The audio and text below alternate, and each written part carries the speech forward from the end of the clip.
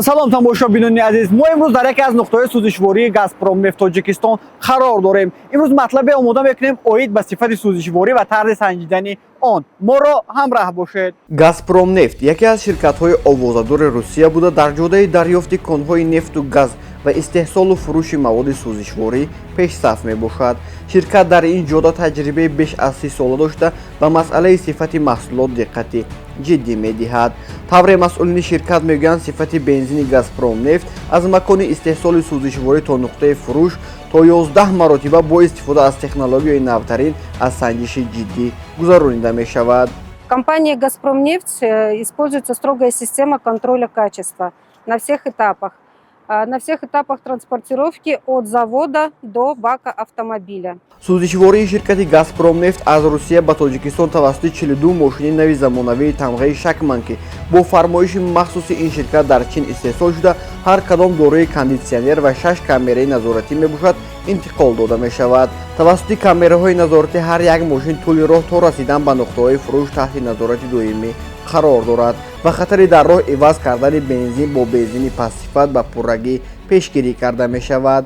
Топливо на автозаправочные станции доставляется современными бензовозами марки «Шакман», вот, который у вас на заднем плане у нас. Новые бензовозы, они более комфортные.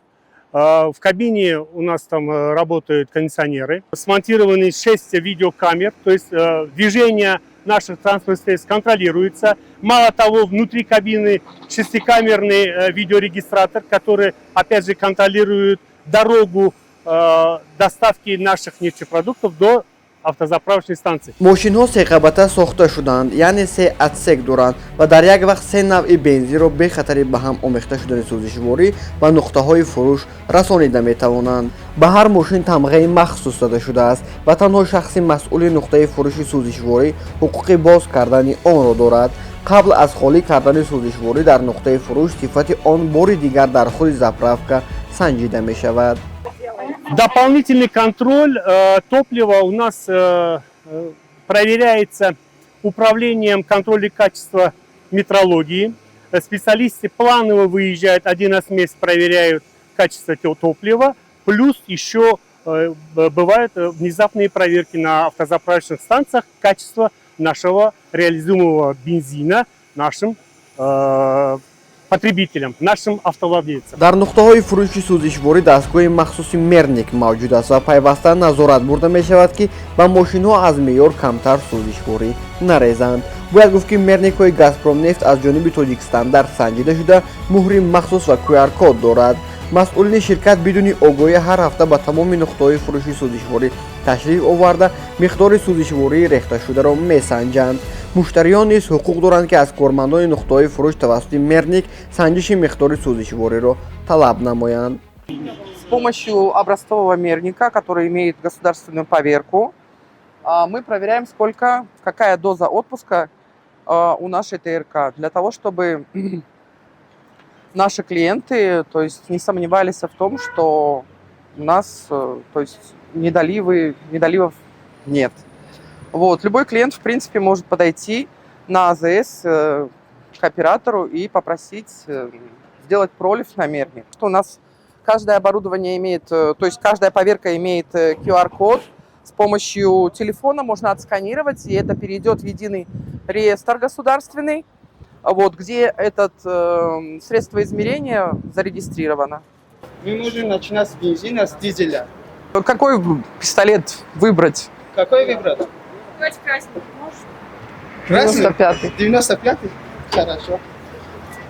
Согласно данным госстандарта, нам предельное значение погрешности ТРК равно плюс-минус 50 миллилитров. Но это зависит от температуры нефтепродукта, от температуры окружающей среды. То есть, если вы приезжаете очень холодно, то, соответственно, будет чуть-чуть ниже. Если будет очень жарко, будет чуть-чуть выше.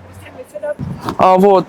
То есть, сейчас у нас температура где-то 20 градусов. Соответственно, мерник показывает ровно 10 литров. То есть, как он откалиброван, так он, собственно говоря, и показывает. Если клиент приезжает с какими-то мерниками, купленными на базаре, то, естественно, они не являются измерительным средством.